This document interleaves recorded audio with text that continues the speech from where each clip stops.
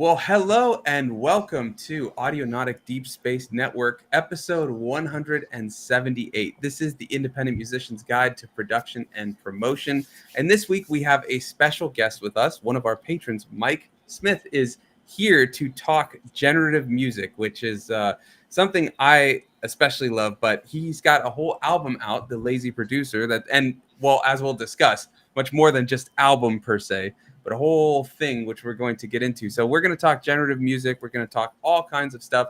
So if you have any questions about generative music, all that sort of thing, Ableton, especially Ableton, as Mike here, as for anybody that watches knows in the chat, Mike definitely loves his Ableton and even admitted to having a bias with Ableton in the last one. Before he was like, wait, I didn't mean to say bias. I meant to say he doesn't have a bias. I was like, I thought we didn't notice, but here it is. Anyways, welcome to the show. Let us know how you've been in the chat. We're going to go over there in a second. My name is Sunwarper, and with me today is obviously Mike Smith. How are you today? I'm fine, thank you. It's the end of my day, so I am kind of reeling after lots of work meetings, but I'm pleased to be talking about something completely different now. I bet. And how's it been going since the release of the album? It's been going great. Reception has been phenomenal. Really liking it. And lots of really encouraging messages. I am super delighted to actually get the album out there. It's been sitting on my hard drive. Some bits have been sitting on the hard drive for almost 2 years. So it's good to get it done, shipped, out the door, and move my headspace to somewhere new. Yeah, it's a nice feeling to just get it out, right? Now you can just be, sure. You're past it, right? Yep. Yeah. I'm so past it. Yeah. Any thoughts on where you're going next, or are you kind of taking a little reprieve before you move in there? A bit like Eon Lake has been saying, quite like the little boxes. So I'm quite fancying the idea of not doing big complex things in the DAW, but instead focusing on little boxes and making little textural bits and pieces. Maybe banging out the odd track and the odd EP, but I'm not ready to do another album anytime soon. I love it. Yeah, that's a good kind of response to that. And speaking of Eon Lake, I should probably bring him in. He's sitting in the green room. He's smiling. Now he's touching his hair, making sure his headphones are all right. Eon Lake, are you good to come in? Give me a thumbs up. he's just double checking. Okay, makeup's all good, Eon Lake. You're good. Yeah, we're good. What's up, Eon Lake? Good to see you. And we can actually hear you. This is the first time you've come in and audio is working perfectly. Let's not jinx it, I guess, but hey. Yeah, you said the P word there. Dear me. Yep. What's up? The usual stuff. I'm glad to be here, especially as we got Mike with us this week. I've been listening to the album. Still think the first track is my favourite, though, strangely, but I'm sure that there are other gems that are going to jump out. But yeah, it's good to talk about this stuff. It's been a long time coming, hasn't it, Mike? Yeah, I was just saying it's sometimes up to about 2 years on some of the tracks. I think the first track is actually the oldest one. So, Is it? Did you write it in chronological order in that sense? No. Well, not necessarily. I think the first 2 tracks probably are the oldest, but yeah. Okay. Because the exercises, so to speak, you kind of follow along with the book, and it kind of gets progressively more complex as it goes through. So I assume quite wrongly that all came through. It's almost as though I had thought about that, right? It's like you planned it, 2 years or something like that. Yeah, that's fine. Well, so also here today. Hold on. We've got Curtis. In a green screen, we could do whatever we want with that green screen. Someone could chop that up and put you anywhere in the world. You're turning into a gamer or something. Yeah. He's gonna start side hustle.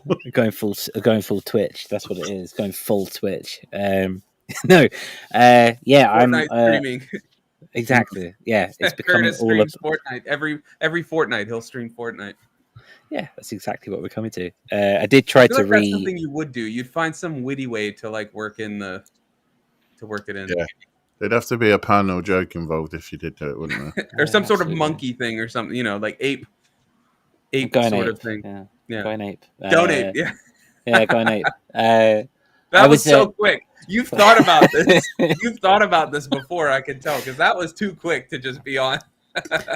Going Ape is an adventure playground in various parts of the UK, and you swing through the trees. It's called Go Ape. It's amazing for anyone interested. It is good fun. So it's not my joke, is what I'm saying. I can't take credit for that.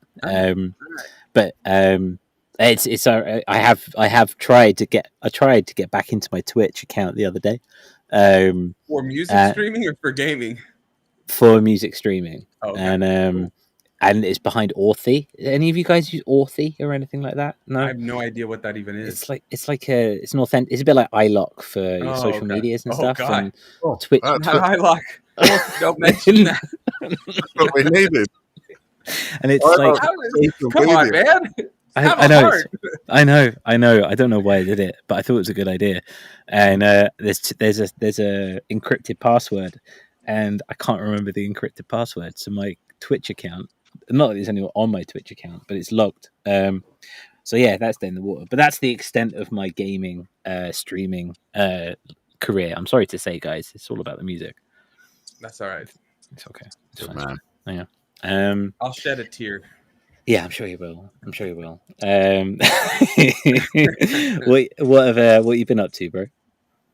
Not much. Putting the finishing touches on an album myself, which came together very quickly, but it was just like one of those times everything just kind of clicks. So that was a lot of fun, and just figuring out, well, as we were talking in the Discord, like release stuff, how release, why release, streaming release, maybe not, things like that. Just thinking about all these things because I've got a little time before release, so I'm just thinking about all this stuff. It's been a while since I've released something, so I haven't had to think about it. I've been all YouTube, right? And so now it's time to kind of think, okay, well, how do I want to promote it? How do I want to do it? I thought of some really interesting things, so I'm excited for the album rollout, so to speak. It's going to be interesting.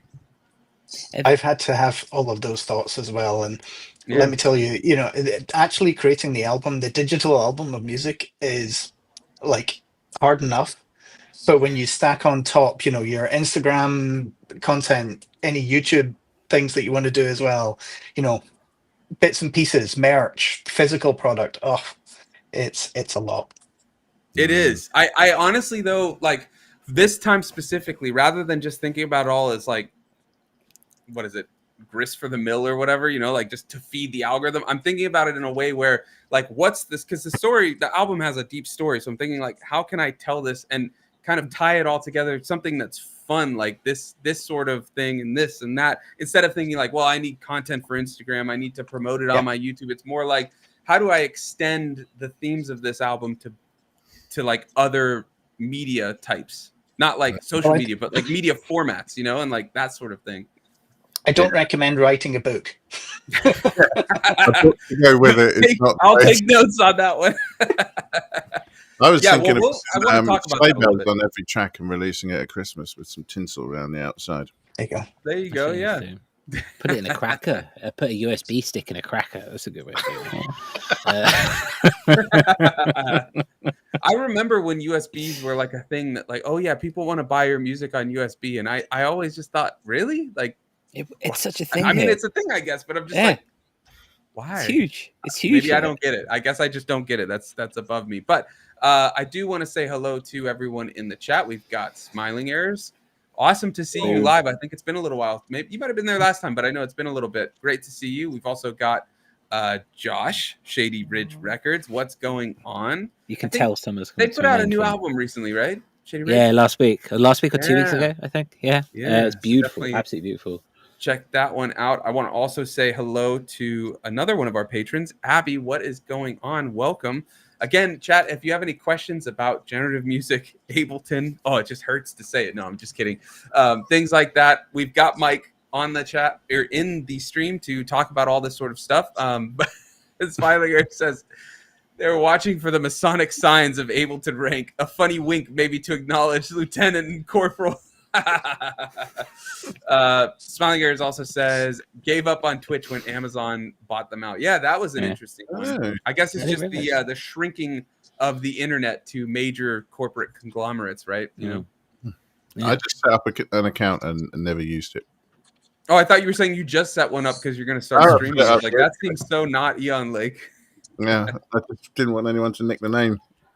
That's smart. That's smart. That's the only reason to stay on Spotify now, right? So though they can still put music up under that name, at least, it's apparently. So yeah, it's pretty easy. Yeah. Someone else. Well, let's talk about happier things for now, because we've got a brand new release from Mike. And Curtis, unless there's anything you want to start with, I've got the first question here. But is there anywhere you want to go before we carry into it or go into it? All right. So, Mike, generative music. When we talk about generative music, it can sound kind of abstract or, like, well, what is it? So what is it? Good question. So I think it can mean different things to different people, right? So if generative ideas have been around for ages in modular synth racks, because there what you're doing is you're generating sequences of gates and sequences of pitch information and then combining those in interesting ways, right? And that has been around for quite some time. I mean, Brian Eno did stuff with generative ambient music and his Koan system, and then it morphed into the Watcha system. There's actually some software that you can buy for that. And the idea there was that you set up some rules or define some rules, and then you let the system go, and it just goes for as long as it needs to go for. And it will just continue to develop and evolve and generate sounds. So that's kind of tapping into a lot of that. So you're setting up probability systems, randomness, modulation, also using a lot of the kind of Ableton and Max for Live devices to then generate streams of MIDI and then do stuff with that MIDI. So if you've got this stream of MIDI notes coming out, kind of making the length of each note longer to create a chord, and then slapping an arpeggio onto that means that whatever is generated here, it kind of goes through and it's consistent with what else you're hearing. And that's really what I wanted to tap into and see, could I do this in live? Where could I get with it? I wanted to create some ideas and just have a play. And some of those playgrounds turned into tracks. And as I went along, I learned a whole bunch of stuff, and that's where I wound up. I kind of started music as a bass player and as a bassoonist, in fact, in orchestras. And I'm not a keyboard player. I'm not a guitarist. So I needed, some way to generate music that didn't involve me having to put my fingers to keys much, because I'm not very competent. And so this seemed like an excellent way in. And that's kind of why I'm called the lazy producer, or why I've called it the lazy producer, right? Because, I don't actually play a hell of a lot. It's the system and the computers that play the stuff. So it's if you're coming from a bassist world, what is it that drew you to it? That's what it is, and it's a fantastic description. What is it that drew you to it in its own right? Is it because of this legacy of like Brian Eno and generative music before? But what is it that it speaks to you? Why is it something that's tickled your creative output, should we say? It's largely that Brian Eno idea of you set things up. I mean, I trained as a statistician, and I'm now a data scientist. So I call myself a professional geek. I know probability and randomness, right? So none of that stuff scares me. And I'm just trying to pull a little bit of that into my music generating world, and then see, and almost the goal was to try to harness all of that randomness and probability to see if it would make something nice. And what I've kind of learned along the way is that, the probability, the randomness stuff is on its own is awfully dry, and it needs like a bass line, or it needs some anchoring parts or a beat or something that just contextualizes all of that randomness, because otherwise it's too much for the brain to wrap around. Mm-hmm. Yeah, that's interesting you say that. I've found that too. I haven't done as much generative as you, but like with the circuit tracks, you can do probability, so you can kind of create a generative sound. But what I was finding, like I would just program, where's my circuit? Here, hold on. I was surprised. I turned this on for the first time in 3 years, and it still had battery.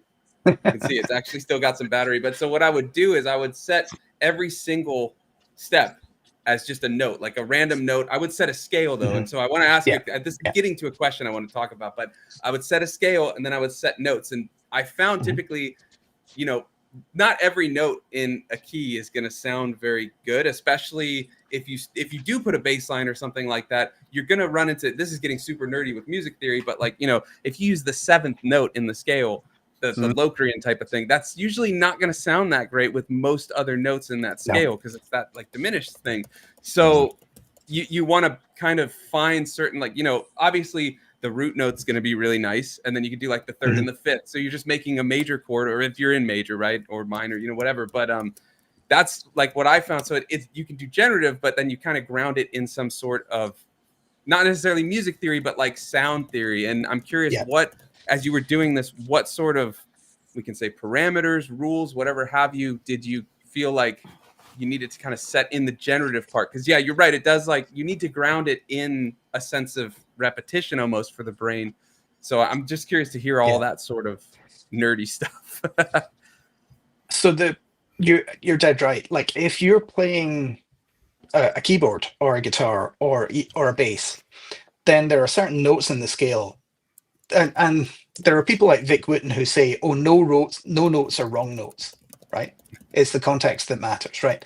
But if you're playing yourself, then when you hit that 7th, it's usually because you're then going to go on and play the next note and put that back into context. So it's the tension release thing, right?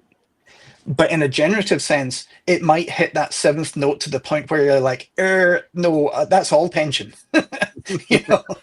And so you can then kind of go, well, that scale then needs to try to avoid that 7th in the context of this scale.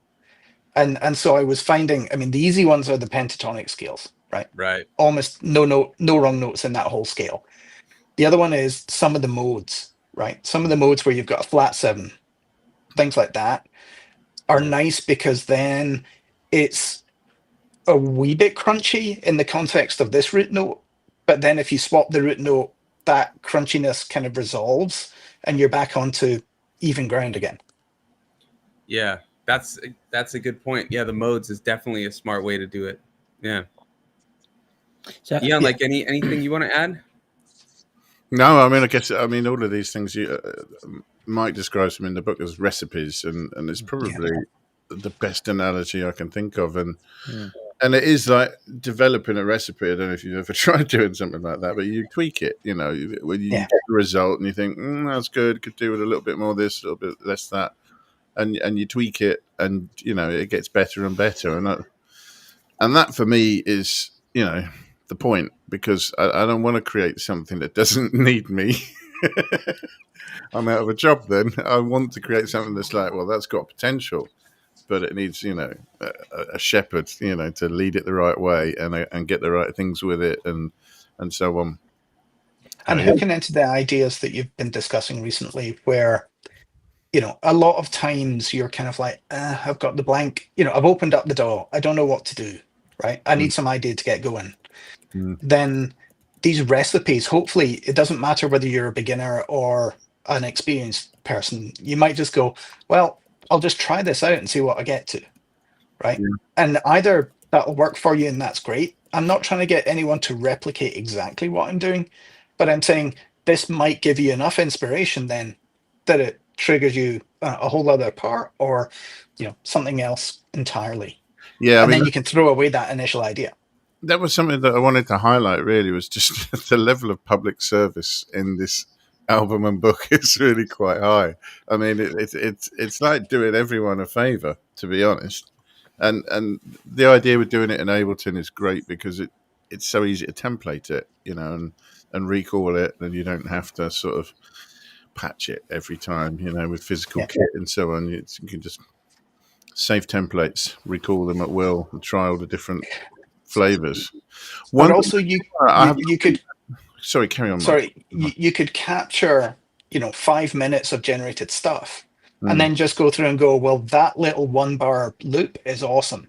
Or, you know, that 8-bar bracket there, I could reuse that. So it's not even kind of set up a template and save that template every time. It's just, I've got 8 bars there, that's awesome, we're off. I would say if you're messing around with any kind of probability, always record. Mm. And I tend to do that if I'm doing it with MIDI, then I'll record the MIDI just so that I'm not tied to a sound. But yeah, and frequently I will pick bits that I like out and use those. Like I'm of the opinion that if you're jamming on anything, generative or an instrument, record, because taking small little, like exactly what Mike said, those little snippets, even a single interval between two notes or chords, and sampling that to turn it into something. Yeah. Oh, it's awesome! It's awesome. And unless you're Curtis, in which case just bin it, because there'll be a new one along later. Yes, essentially. Which is something I've quite found nice, a good exercise. And I've been building these little recipes since I got hold of the book and trying to work it out. And then, you generate something, and then I'm still in that place of not recording, and it's gone, and it's like, and I'll just press play again, and then something else will go, and I'll just get, I'll go, oh, that's amazing, that's beautiful, or at least in my head that's nice, and then it's gone forever. So again, two sides of the same. It's a fun of generative music in that sense is that. The next thing that comes along, if you set your recipe in the right way, it will come through. But this touches on a really interesting point, because as Smiling Errors has been looking for the signals of Ableton, which don't exist, obviously, the notions of you've written all this in Ableton Live, and this is a book that has been written for Ableton Live users. Is there anything in particular that makes Ableton strong for this as well, or is this something that could be transformed into other DAWs, FL Studios, for example? What's your experience? Why Ableton Live in that sense? Well, I've been an Ableton Live user since Live 4, so it's many years. Wow. You could probably do a lot of this stuff in Bitwig. You could probably do it in FL Studio, but I just don't know them well enough. One of the things that unlocks a huge amount of value in Live is Max for Live. So a lot of the generators, a lot of modulators, all of that kind of stuff are kind of Max for Live devices. It's kind of why I've been saying that to make the recipes work, you really need Ableton Live Suite. So you've got access to all of that stuff. Okay. It's not that you can't do it without that, but it just makes it somewhat easier. But even in things like in Logic, where they've got the circular loop thing that I don't know the name of, right? If you used those, but made loops of different lengths, so that you would have a sequence and another sequence that works against that, and those things kind of evolve because they're kind of interleaved, rather than this is a 4-bar loop and another 4-bar loop and an 8-bar loop, so they're all just cycles, So I'm not saying it's not possible in others. It's just I know I can reach for the tools really readily in Ableton, and I think it's well suited to do this kind of stuff. That makes sense. So if it's kind of geared towards it, and there's a community around the boxes that you're using, as well as, using it since Ableton 4. That's pretty insane in that regard. I'm older than I look. Never. So yeah, it's do you feel like you need to have an in-depth knowledge of your DAW in order to get this done? Well, again, that's where I hope the book helps, right? To tell you the bits that I've been reaching for and how I've used them. So it was kind of instructive in just saying, look, let me guide you through some of the things that I'm using and how I use them, so that you can do the same. They're not really the deep cuts. You don't have to kind of be able to program Max for Live to do this stuff. You're just picking up an existing tool and using that. But I think things like modulation are awesome in Live, where you can just click a map button, and then that modulator will modulate pretty much anything. That kind of functionality is just fantastic here. It makes it into the kind of modular kind of world then, because you can change the speed of an arpeggiator through a modulator, and that modulator can be random, or it can be cyclical, or whatever. I had a question on that actually. So in generative music, one of the most famous patches is the Krell patch that was done for, what was it, Forbidden Planet, was it? This ancient race and some weird sounds that are supposed to be symbolic of this ancient, long gone race. And one of the features of that patch is that the outputs becoming inputs. So you take a value, you modulate it, you change it, and then when it comes out, you feed it back into the beginning again. And it's that iteration of doing that makes it generative, that it's feeding itself. Once you start it off, you switch it on, it will go forever and it will continually change and so on. So have you found ways of doing that?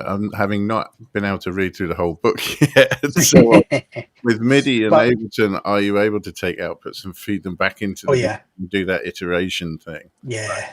That's how practical the drawing, isn't it? And it really does interest me. Because there are Max for Live devices that will trigger things for any incoming MIDI message. It will, trigger something. There's also audio listeners, so you could then feed the output back in as a, an input to an audio modulation thing. So yeah, I haven't developed the Krill patch in Ableton, and that's kind of a big ask, but I can imagine that you could get quite a long way down that route. The Krill patch isn't terribly, it's a kind of, it's a strokey, beardy, interesting exercise, but it's not terribly musical. No, it really isn't. You'd have to put some quantizers in it or something to make it sound musical. Just put Supermassive on it and call it a day. Yeah. Let me read through a little bit of the chat we've got, because it's been a minute. I want to say hello to Cresshead. They said sorry late. I think Cresshead posted, the CDs they made for their album on the Discord, which looked really cool. They also say like button, and you could say this is the monkey at a typewriter approach to writing a song or book. Sorry, but I guess you do it to yourself with the name, the lazy producer, but you're implying it already. No, I'm not even implying it. I'm saying that is exactly what it is. There we go. I am generating an infinite number of monkeys here. Nice. And J Bell says Curtis is in the green room. Yes, whenever we mention the green room, that's the room. So like Eon, like earlier, was in the green room. He was actually teleported there. Was with Curtis. I mean, somewhere. I don't know. And then now he's in his proper room. But that's the green room we always refer to. Pretty crazy to see it. That's behind the scenes Audionautic you're not supposed to see, and yet there it is. Yeah. There it is. Yeah. Everything's an illusion. It's all life is an illusion, right? Sleeping State says Kilohertz does it easy. I think in reference to Generative and other DAWs or something, but I wouldn't want to do it solely with FL Studio. And then Cresshead says, yeah, CD is out and shipping. Nice, congrats. It's good. I mean, just like we were saying with Mike, Cresshead, how nice is it to have that out, right? You've been working on that for a while. How does it feel? Let us know. And then, post. I don't know if you posted a link to the album itself in the Discord, but feel free to post that. And I'll share the screen for the lazy producer in a second. But Mike, we mentioned the book and things like that. And earlier we were talking about release strategy planning, now you finished the album, right? What do I do now? How do I get it heard? How do I get it out there? I would be curious to hear, because I think you even said on the Discord you've stopped doing DistroKid, right? Before this or something. I think Sorry, the day's been crazy, so sometimes I read something I think it's but I think you had said that, and so you can confirm or deny that. But I'm curious what went into the planning. So you finished the album, and then where'd you go from there? But can you also tell us, I know this is multifaceted, but tell us about the book a little bit, the genesis behind creating the book, all that sort of stuff, because it ties in. Yeah. So I have generated maybe 20 odd tunes using generative ideas, and then kind of through process of that, pulling it into an album, you re-listen to things and you go, yeah, that's really good. No, I don't like that. Yeah, that song's actually almost the same as this song. I'll ditch that one. So you kind of come down to your final selection of tunes. While I was in the process of creating all of that, I was speaking to people in Rachel K. Collier's Discord and various other places, and they were saying, how on earth do you do this? Because whenever I've used any generative ideas, it just sounds random and rubbish. It sounds exactly like the infinite, or not even infinite number of monkeys. It just sounds like a very bad tempered monkey. So how do you actually make something that sounds reasonable? And so I wanted to try and capture what is it I do and what would I tell other people to try, so that then they could get closer to something that would sound not unreasonable. And that's kind of why I started writing the book, because I just thought, well, recipes, as Ian said, is a nice way of kind of guiding people through step by step, what am I doing, and then explaining what each bit of it does, kind of in behind the scenes, and the kind of principles. So what I talked about earlier, balancing randomness and things that are more, structured, or, more pattern based, that balances those two things up. And so just kind of introducing those concepts to people I thought would allow them to appreciate and get into and try it for themselves. I then made a rod for my own back by writing a book, because when you start, you're kind of like, oh, 3 chapters is fine. 8 chapters might be a book, but is that sufficient? And so I then had to go and do all that. I then made my life really difficult by saying, well, if all of this is generative and probability, I could create one-of-a-kind cassettes and render each track in that cassette so that it's completely unique, and then sell those. And then I thought, well, if I'm doing that, I could create 4-track drones that are probabilistic and sell those so people can remix using a 4-track cassette deck. And then I thought, well, if I'm doing all this, maybe I ought to talk to other people who do this kind of stuff. So I set up YouTube interviews with Eon Lake, with Tom Glendinning, who's Elephant, and Dave Shooter, who's Gorilla Biscuits. Because I thought, it'd be nice to create this whole kind of set of stuff to bring people up to speed. And so it ballooned enormously to the point where I'm like, okay, it's nice, it's comprehensive, but it's a lot. One quick thing I want to add, but sorry to interrupt, but did it slow down or push out the release of the album? It pushed out the release of the album.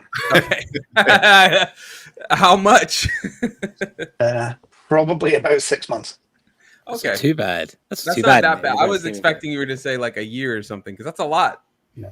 But also on the backside of it, like you've become kind of like the generative guy, in the sense that you've brought all these strands together, and like now there is this notion of a personal brand around this idea of generative music, and many people are flocking to go and get this book and try it for themselves, and there's an authority that is made around it. So for the sake of creating 6 months for yourself of work, essentially, let's face it, which I imagine you kind of enjoyed without trying to assume, you've created that authority of that person that is needed in that personal branding world. I mean, yeah, I don't see myself necessarily as the definitive expert. I think what I've done is to kind of bring together strands from all different places. So Tom Glendinning got to the random sound design thing way before I did. But I kind of went, well, that's a cool idea. Let's put that down on paper so people know that that's there. Yeah. So I'm more a curator librarian than a, genius who just says all my own work. It is a bit of a more the merrier thing anyway, isn't it? Because, I mean, I've seen Dave play and Mike play at the same, I think even the same gig it was. Yep. And both used generative approaches, but couldn't sound more different. Really couldn't. I mean, the difference is night and day, and they're both very good, obviously, but it just shows that, the breadth of music that you can get out of it is equal to that you can get out of different people, easily. And there's plenty of room for lots of different approaches and styles. And this is why recipes are the answer, because, once you understand what each element of the recipe gives you, then you can weigh it differently to get what you're going for, which might be something completely different. Yeah, I hope so. I mean, I in my day job, I do a lot with open source code stuff. And kind of the ethos in that community is share, right? So you collect together a whole bunch of ideas And even if you just curate it and go, there you are, that's worthy of doing. Or you write the documentation, or you refine the documentation. And so really it's that same mentality I'm doing here. It's not, I'm hoarding all of the expertise here. I really just want to kind of collect it and then send it back out. It's GPL license. Well, exactly it's under Creative Commons license, actually. Is it? Yeah. It's all CC BY. Well, there we go. So I mean, within all this process in itself, you've done an album on it, and you've now created a literature on it, and you've brought together, in your own words, you've brought all these strands together. What do you see yourself doing after, and where is generative music still unexplored? Yikes. I want to simplify, personally. Okay. I want to get away from some of the generative stuff. Certainly want to do something that's not just the kind of generative ambient thing, but still using a lot of the ideas there. So I love like MIDI loops that are different lengths, and then combining those, or sending two different MIDI channels through one output channel out to a synth or something. Yeah. Those kind of things are fab. So it's almost, I guess, what I'm taking with me for the next round is almost like a modular mentality of, rather than here's my bass part, here's my chords, here's my arp, here's my lead. It's like, let's have some of those things wobble around and do interesting things. That's awesome. Was it Eno with Piano for Airports that had the different piano lengths playing? Yeah. Right? Yeah. That is a really cool way to do it. Or different like time signatures even, just crazy things like that. Unsynced loops is a whole topic. Yeah, you're right. Before we continue, I do want to say that this show is brought to you by our patrons who week in and week out help support the show and keep it going. And if you want additional content, extra hangouts, added things in the Discord, then head to patreon.com/audionautic. We got a little, where to go? That little QR code, it just popped up, it disappeared. In the green room, you can actually scan the QR code in the green room right now. Look at that. That's awesome. Lots of stuff there. Curtis will tell you about that. Look at that one too. You can support us on Patreon there. Yeah, everybody's got to do pull-ups or head over there. We're making sure you're getting your exercises in today, Mike and Eon Lake, or just, break your back by leaning to the side. Either the choice is yours, pull-ups or break your back. But you can also go to our Discord. Curtis should have the QR code for that as well. The Discord is open for all. There's just additional channels for the patrons. There's everybody. But yeah, scan the QR code. And if you're watching this live, the links are in the description, or watching this on YouTube, links are in the description. But yes, much love to our patrons. We're celebrating 5 years, and Curtis will tell you a little bit more about that. But I do want to say hello to another one of our patrons, FCC. What's going on? Welcome. Good to see you. Curtis, what else is there with the Patreon, if you don't mind? I keep saying this, and yet I haven't actually put it up there yet, but I do plan to, and I keep saying that. But we do sample packs, for example, where we take sounds, and then from that we create samples from them, and we generate our own, for example, drum kits and our own ideas. We don't flip, we don't reconstitute things from elsewhere. We make our own stuff in-house and we file it through, which is a really good thing to do. Really good fun place to get some original music. And Starstream is always a big one. Which what's the date? I put it in the calendar. 28. Thank 28. You. I put the date in today. 28th of September is our next Starstream, which is our monthly hangout. This is where all of us and patrons come together on a Sunday, sometimes during the day, sometimes during the evening, depending on where you are in the world. We sip on tea or we sip on beer, and we just sit and we chat and check in with each other. Or coffee, yeah. Some people like coffee, Curtis. Some people like coffee. We're beverage neutral. Yeah, we are beverage neutral. Yeah. We are inclusive of beverages, you could say. And yeah, we just sit and we hang out and we sit and it's not on air, and we chat and we work out and we find out where everyone's at, and we share ideas and we share tips and tricks, and it's a real nice like-minded community of people who just love doing this. And when you start going on about something, that people will listen and they're as intrigued as you. It's a really nice beverage agnostic. I like that. Yeah. It's a really nice safe space for producers who want to get help or want to just see what else is out there in the world. I've learned a lot, particularly speaking to Coraline over the last couple of months, who is a relatively new patron, and their aspect of production is very different to the way I approach it, and it's amazing because they go from the things that you can learn They keep from the them. songs they make. Is that what you're saying? Well, that is part of it. That's That's a crazy idea. I'm less interested in that. I'll never catch up. But yes, point being that it's a really good place to get some inspiration from like-minded people, not just like-minded YouTube videos.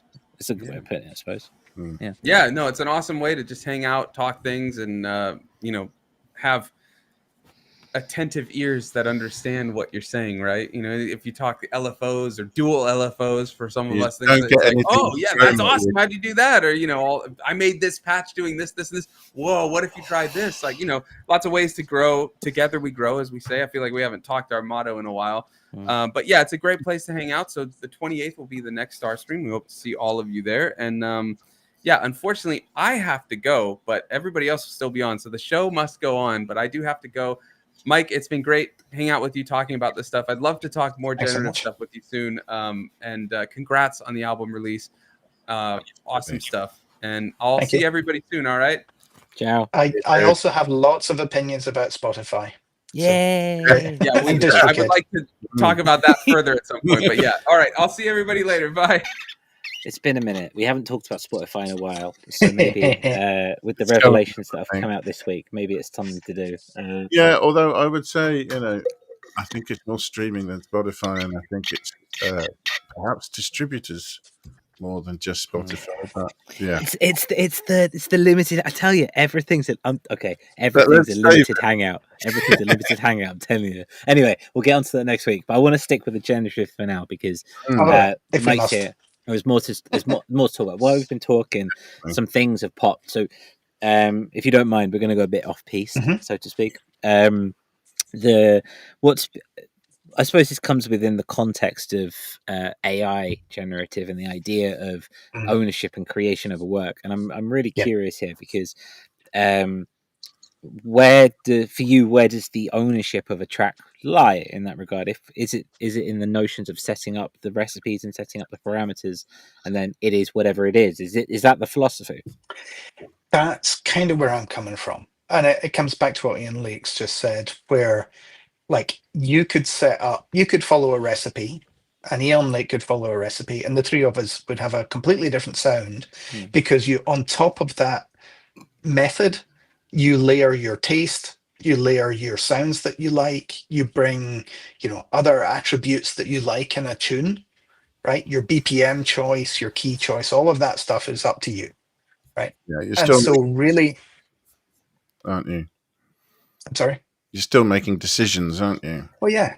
Yeah. And so from that perspective, are all of these tracks mine? Yes, because I have ultimately decided what it sounds like and what I like and what I want it to get to. Right? On that point, I have noticed in some investigations of US law that the copyright defines things like a guiding human hand is an element of one of the ways that defines whether or not something can be copyright. Because obviously, if it's completely artificial intelligence, it can't be, right? And a guiding human hand, I think, is quite literally what's going on with some of this stuff. Because as Mike said earlier, often when you start with something that is random or generative, you can often find that it's almost like that's enough random for me, thanks. We need a bit more sort of human now, and you need to put your stuff to it to give it form and structure or to frame it somehow in a way that means it makes sense. And I think it's rare that you're not going to get like 8 tracks of completely generative stuff and having them all sound completely wonderful together. There needs to be some sort of control applied. Which of my tracks don't you like? No, no, but you're specific about what you're producing, though, aren't you? And I know that you do things that you think, no, not that. Let's change it. yeah. But there was an interesting discussion I had with Tom Glendinning or Elephant, where he uses AI generative stuff. But yeah, but he doesn't always keep it, does he? That's the point. It's like it's the song starter. There's something in what he's producing through the AI system that gives him an idea that sparks a beat or sparks a chord progression or sparks a vibe, which he then layers on, and then he can chuck away that original idea. So that's completely valid as well. So this leads on to that balance, then striking that balance between having using generative music to have a full track and then using it as a springboard for inspiration. Do you delineate between that, or is that just it happens to be what it happens to be? In a lot of ways, it kind of all folds together, right? So there are tracks on the album where I've literally not played a note. So the bass line is follow actions clips of MIDI, right? Where I set up rules and I go, okay, this is, it just pick a bass note, right? But I have chosen the bass notes, right? But then after that, it's hands off. There aren't many tracks where I'm just like, everything is totally, totally random. I don't care what it sounds like, just go for it. In all of them, I've kind of come to it and I've gone, this needs to be lower in the mix. That needs a different sound. Or, that bass note isn't quite long enough, or I need to extend that to the end of this phrase so that then, the next thing happens at the right moment. That's the human intervention into that system. And that's a pretty decent delineation to create in that regard. I suppose that is where that kind of comes through. Do you, in the same is it a same creative hat, so to speak, as, for example, setting up the template and setting up the parameters themselves? Yeah, I guess so. And the other thing is that there's a feedback there, right? So I'll listen to the end result and I'll go, it's a little bit too randomy. So I'll go back and I'll tweak some systems and I'll tweak the randomness level until it's just the right amount of randomness or something like that, right? So maintaining an oversight and maintaining a balance between the randomness and having, I suppose, even if it is an illusion, control over what is being generated in that sense. Yeah. So it's a curation as well in that regard. Yeah. And for the unique cassettes, it was interesting doing that afterwards, because I went back to the original tunes and I said, okay, which element of that randomness is permissible, right? And which is intrinsic to the tune and I don't want to lose it. Yeah. So I would kind of go, well, let's retain the bass line because that's an anchor and I know that works and I wouldn't want that to be different. And let's keep this part here because I like how that's sounding. And again, that's kind of a DNA thing of my track.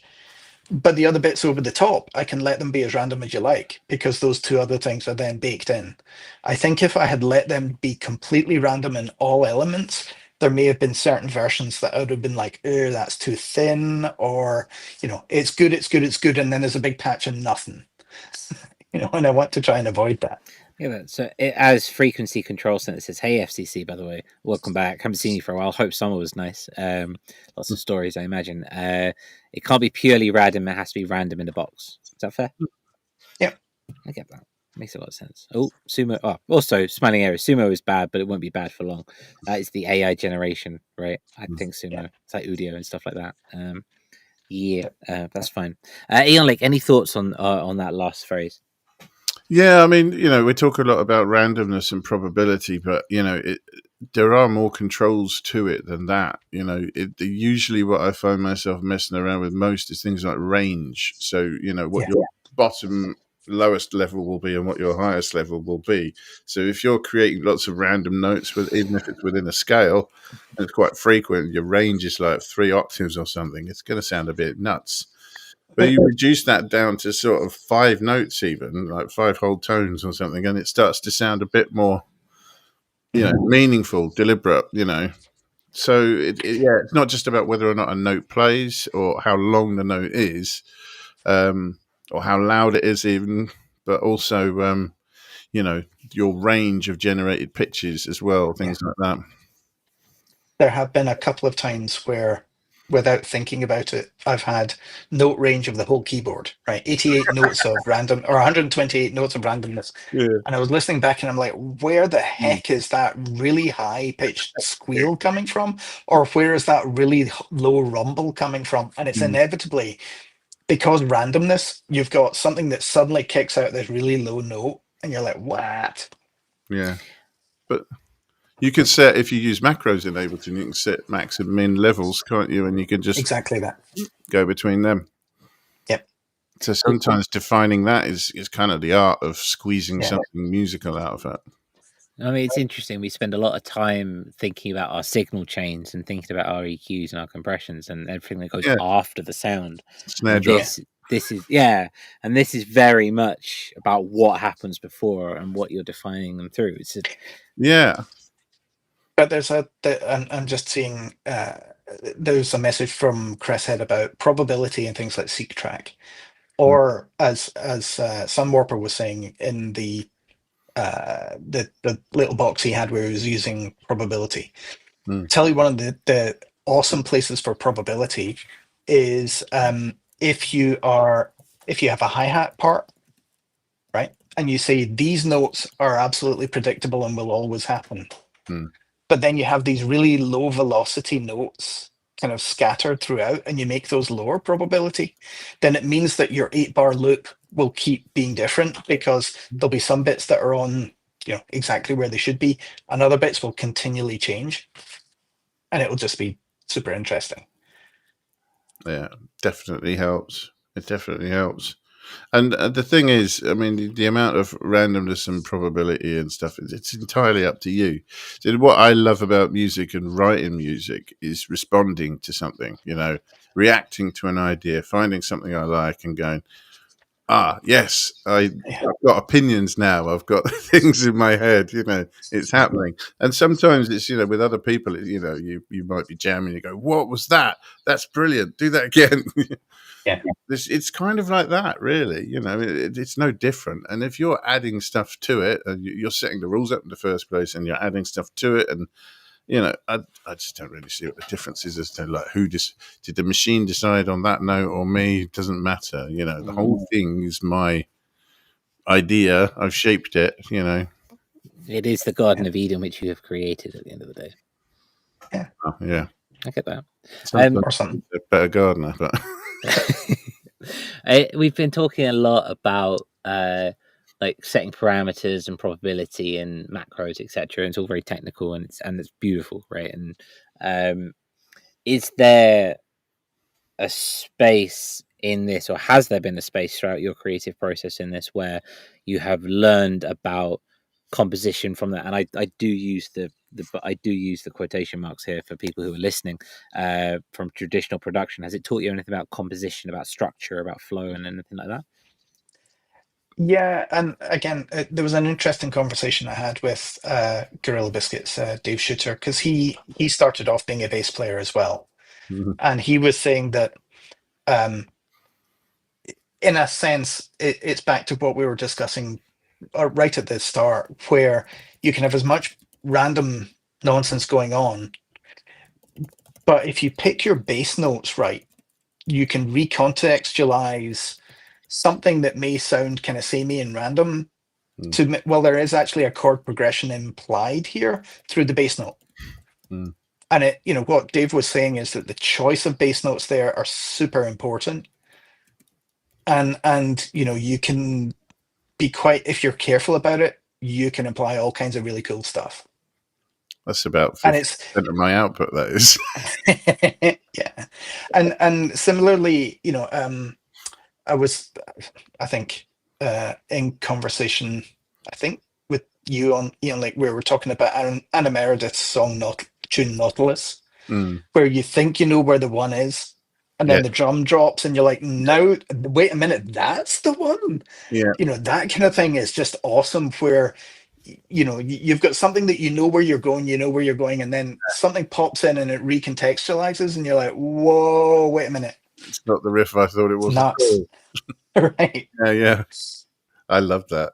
But those kinds of techniques are good to, you can kind of play with them in the generative world, right? You can try these things out, and then you can go, oh, that's the role of that thing. That's cool. I'm going to use that somewhere else. Yeah. So, and I have heard some bits of music where they deliberately keep changing where the one is to get maximum use out of a riff, so that it keeps changing and flipping around. Which is a very, very ecologically sound way of doing music. That sounds fair. In that sense, pure exploration, right? Because if you're entering this new world, and you're learning as you go, then everything is a fun little corridor of exploration where you essentially can't go wrong in that way. If you can maintain that approach, definitely, yeah. And it will certainly serve you well. I get a bit serious, start having too many opinions. And Ian and Lake and I were talking about how, generative systems are like your invisible bandmate, because it's constantly going to push out chord changes or new riffs or whatever. And it's a great way to just kind of practice your, if this happens, what am I going to do? Yeah. And it doesn't get offended if you don't like 80% of its ideas. It never gets the pump and walks out. Yeah. I mean, yeah, that's exactly what you need. You wouldn't need someone in a band that's not going to moan at you. That makes a lot of sense. You need to have a look into Ali, no offense if you're listening. I had a question and it completely went out of my brain, and that's totally fine. I was wondering the extent to which now that you're kind of in this place of it, or you've been in this place, is it this? You talked earlier about playing with small boxes. Is that in the same vein, or is that going? I don't want to say back, but is that kind of returning to the roots, or is that a new venture for you? It's kind of a new venture because I've been more or less in Ableton for 100% of what I do. I guess some of the ideas are carried over. Like I've got a performance coming up, and I was creating these 4-track multi-track cassettes, and I thought, could I create textures and drones, kind of a continuous mix of 25 minutes in one of these cassettes that I'll mix live, and then layer on other bits from the small boxes, right? So have the small boxes drive tempo and tunes, if you like. And that's nice, right? Because that's kind of like freeing me up from sitting with Ableton Push and the laptop. I can suddenly go actually, there's a whole different way of performing here that's not something I've been used to. And also it kind of gets past that thing of, I couldn't play with Ableton Move on its own. It's only 4 tracks. But if you've got 4 tracks coming from the multi-track set, giving drones and textures and stuff, and then you're layering on beats or you're layering on other tempo-based parts from something else, how many more tracks do you need? 100. It's a very good start, can't it? Just 4 tracks. Yeah, it gets you kicking, gets you rolling. Stereo track. Arguably it's 8, I do like that notion of kind of having that box of random and pressing go, seeing what pops out, and then riffing off of that and seeing where a jam would go. That sounds like a lot of fun, especially in the high intense anxious place of a public performance space where anything can go and you have to just let go. That does sound pretty amazing, to be fair. Yeah.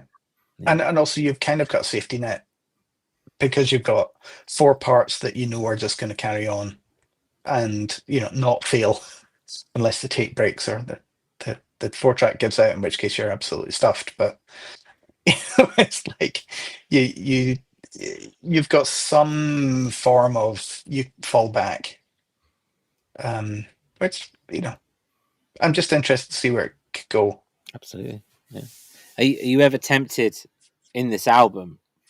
Are you ever tempted when a song came out to tweak it in traditional sense or add to it, or did you have to be very strict with yourself? No, and that's another thing in the creating the cassettes. I've almost remixed one of the tracks. You know, it's like I've taken one of the ones from the album and it did what it did on the album and it was 3 minutes, and I've extended it to 5, and I've added a beat, and I've added a nice there's a beautiful acid bassline generator in live and Max for Live now called Sting 2. Oh yeah. Which is fabulous, and so that creates a nice little wobbly acid bassline. So it's fun, right? Because I can play with these things and I can jam them onto the cassette and send them out to people, and it's like, okay, Cool. the version on the digital album is what it is, but here's a different version. Genuine one-offs as well. It's great how much it lends itself to that as well. Yeah, that's what we need. Yes, because every time when I start that track for the cassette, I'm generating a new acid bassline. Mm. I'm gonna have a look at that. That's what we need to have a look at. Yeah. Never-ending acid. That's what we need. That's definitely what we need. Never-ending acid's just what you need. That's exactly what we need. I'm gonna put Mike's album in the chat again. It's also in the description. And if it's not on the Discord, go put it in the Discord. I believe you did put it in the Discord. It's there. Yeah, I spammed the Discord heavily. Good man. The interviews that you have on your channel are also there. Did you put that in Patreon? Or did you put it in the ADSN group? I think I put it on ADSN group, but I'll check. Cool. Make sure you put, because those are some really good, interesting topics.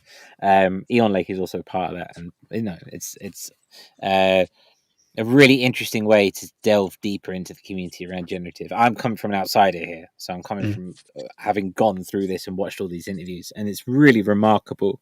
Have you seen Dave Shooter's one? Oh yeah, it's you great love fun. that, yeah. It's great. I'd like that, yeah. It is. It's absolutely a fascinating world into something personally that I've never really had much into. So yeah, it's time to go and build some recipes. I'd have to say. Yeah. For clarity's sake, people get the book as well with the album, or is that separate? Yes. So when you download the digital album, you'll get a PDF of the book. The book is also a live document, so it's up on GitHub. People can submit questions, issues, whatever. If you find a typo, if you have an idea that isn't covered, shoot me an issue, and then I'll try and deal with it. But the idea there is that it's a kind of, it'll continue to evolve. Oh, fantastic! Continuously generating generative music device. I love it. It's great. I'll not be constrained. I love it. Yeah. Fantastic. Well, Mike, is there anything that we haven't covered on this hour that you feel that people need to know about generative music, or the Lazy Producer, or yourself? Well, the first thing is I've got a listening party for the album tomorrow at 7 p.m. UK time. Same time as this then? Yep. Yeah. Okay. Awesome. I'd love to see people there, and we'll listen together. And that's on Bandcamp. So if you go to my Bandcamp page, you'll find a link from there. Mm-hmm. I find those listening parties really fun because it's just a chance to hang with friends and listen to things communally. Even if you don't come to mine, search out someone else's music you like and go have a listen. The other thing I would kind of like to say is my album was mastered by Alex at Quiet Details. His label is awesome. He's got some phenomenal artists contributing to his label, but he did an awesome job mastering. So, cool. Hat tip to him. Fair play. It is an amazing album, amazing label. Sorry, with some beautiful albums on there. Yeah, absolutely. Definitely. Well, thank you ever so much for taking us into a little toe dip into generative music. Really appreciate you coming on here. Can I ask a final question? Of course. So, given that you made your life hell by taking the usual number of tasks involved in releasing an album and throwing a load of extra tasks in there, like creating a book that goes on GitHub and is constantly reviewed, and all the interviews and so on. Do you think, in retrospect, it might have been quicker to learn to play the keyboard, or the way you did it, or are you holding out for that bassoon MIDI controller? No, yeah, definitely learning keyboard would have been faster. I can't guarantee that I would have done anything better, but yeah, it is what it is, right? It's fun. I mean, I love the notions of it's letting go and creating and parameter and sculpting in a very different way. And it doesn't have to necessarily be full tracks, like you say. It can be scratches, it can be little ideas, inspiration, springboards, etc. There's so much there. So yeah. Once again, Mike, thank you ever so much indeed. It's really really appreciative. Thanks for having me. We'll have to do it again. We will be back next week. Ian Lake, what are you up to this week? This week, I am continuing. I see the closing stages of album coming into view. I've got 9 tracks I'm cycling through, finishing off arrangements and stuff. So I'm going to be doing mainly that, with some goofing around just to try and stop things getting too like work. Just to try and keep it light. But yeah, so I've got some silly things to try, but really trying to polish off these tracks so that they might be ready to get mastered soon. That would be nice. We'd like to see that. That is very exciting. That's a very exciting existence when Ian Lake is nearly ready for an album drop. That's awesome. Mike, what about yourself, man? I think I've got enough to be going on with. I'm playing at Hymns for Robots down in Lancaster on the 18th. Nice. So I need to try to pull together a set for that. And I get to go and hang out with Dave Shooter, Gorilla Biscuits, which will be nice.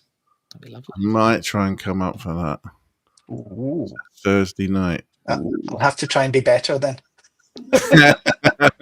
It'd be good to get up there again. Yeah, it's a good night. That would be good. Yeah, excellent. Well, thank you ever so much. Just want to see where you guys are at. We'll be back next week, normal time, 8 p.m. Well, sorry, 7 p.m. UTC. Is it 7 p.m. where you are now, Mike? I thought it was 6 at this point.